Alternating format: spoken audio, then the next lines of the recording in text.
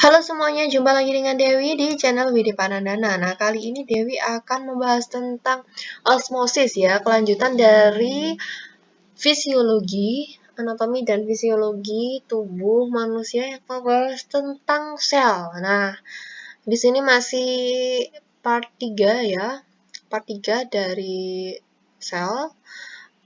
Lanjut aja, langsung lanjut, nggak usah basa-basi. Osmosis ini apa sih? Osmosis ini adalah diskusi dari air, ya, diskusi dari air atau pelarut yang melintasi membran. Jadi air ini melintasi membran permeabel seperti membran plasma gambar 6. Jadi kita akan tunjukkan gambarnya. Nah, ini ada molekul air ya, molekul air, dan di sini ada gerakan yang dikarenakan tekanan hidrostatik. Ini yang namanya osmotik ya. Nanti kita bahas ya, kita bahas. Oke. Permeabel selektif ini berarti apa sih? Berarti apa? Ini tuh membrannya, membran permeabel ini melewati air. Jadi dia besi membran ini melewati air, tapi tidak semua zat yang ada ini tuh terlarut dalam air dan dapat berdiskusi melintasi membran. Oke, aquaporins atau AQPS. AQPS itu adalah protein kanal berair meningkatkan permeabilitas membran terhadap air pada beberapa tipe sel seperti sel ginjal dan sel darah merah. Osmosis terjadi ketika konsentrasi air berbeda pada kedua sisi.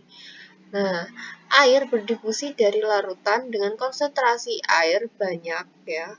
Konsentrasi air banyak itu apa? Konsentrasi zat terlarut sedikit ke area dengan konsentrasi air sedikit atau konsentrasi zat terlarut banyak, baik dengan melintasi membran secara langsung atau bergerak melalui protein kanal. Jadi di sini air difusi ya dari konsentrasi air yang tidak larut, maksudnya kurang larut dalam air, ke konsentrasi atau zat yang terlarut dalam air. Gitu. Ini gambarnya, osmosis dan tekanan osmotik. Ini permulaan eksperimen. Di sini ada molekul air dan molekul terlarut. Nah, di situ ada di garis tengah itu adalah membran permeabel. Jadi molekul air ini melewati membran permeabel di sini, ya. Dan ada molekul terlarut. Kesetimbangan angeleram osmosis ini gerakan dikarenakan tekanan hidrostatik. Jadi tekanan yang konsentrasi, karena ada perbedaan konsentrasi di situ, itu yang menyebabkan tekanan ya, airnya bergerak. Terus mengembalikan ke kondisi semula. Di sini kan gerakannya itu semakin tinggi ke arah molekul terlarut ini, ke arah kanan.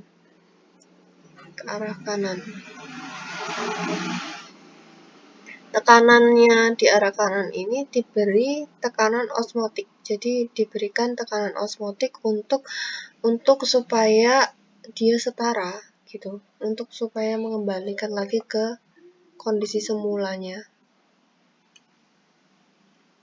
Efek osmosis pada sel darah merah ketika ditempatkan pada konsentrasi yang berbeda dari larutan garam.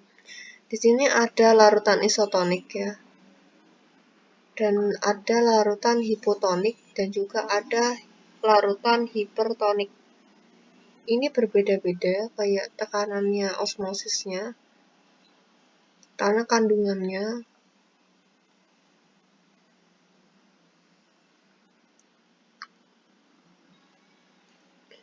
Terus di situ ada reserve osmosis. Apa itu reserve osmosis? Nah, suara saya rada kalem-kalem ya karena tenggorokan saya sakit. Jadi mohon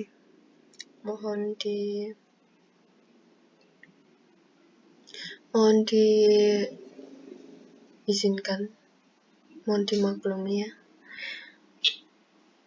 Reverse osmosis adalah proses di mana air atau pelarut mengalir dalam arah yang berlawanan dari area dengan konsentrasi tinggi ke area konsentrasi rendah dari zat terlarut.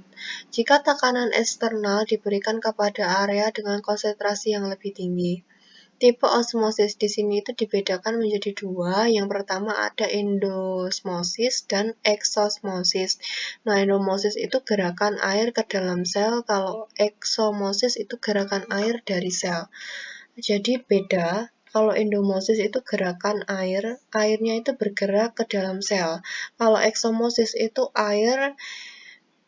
gerakan air yang ada di selnya, gitu, dari selnya. Terus filtrasi. Filtrasi itu kan penyaringan ya. Di sini dalam diffusi dan osmosis, partikel baik berupa zat terlarut, pelarut, dan keduanya dapat melalui membran dengan pergerakan acak berdasarkan gradien konsentrasi. Dalam filtrasi, pergerakan partikel didasarkan pada gradien tekanan.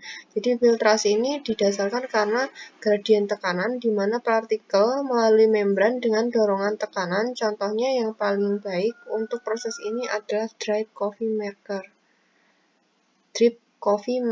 maker. Air bergerak dari area dengan tekanan tinggi ke area tekanan rendah. Jadi tekanan tinggi ke tekanan rendah. Ini alat untuk membuat kopi ya. Oke.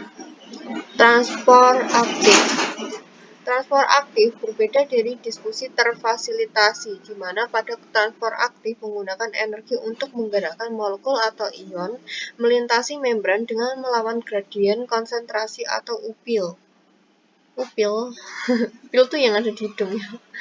Seperti halnya diffusi terfasilitasi, transport aktif memerlukan molekul atau ion berikatan dengan transporter pada membran.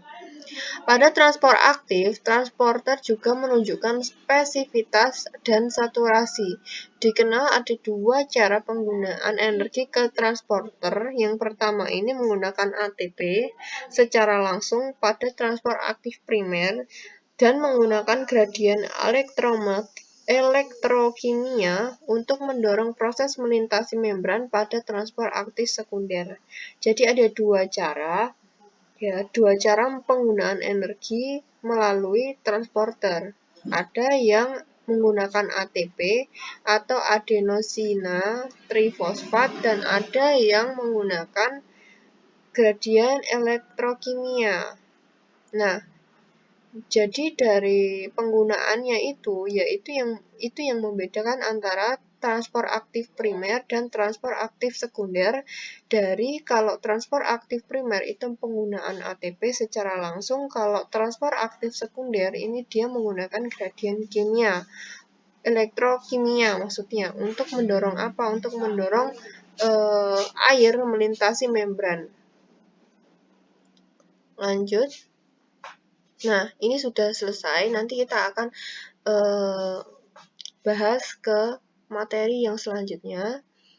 Jangan lupa untuk like, share, dan subscribe video ini. Kalau kalian, para kondus sekalian semua, ini merasa videonya itu bermanfaat dan bisa mengedukasi kalian. Semoga kalian mengerti dari video singkat ini. Dan jangan lupa untuk terus belajar dan berusaha. Semoga apa yang kalian cita-citakan tercapai dan bye-bye.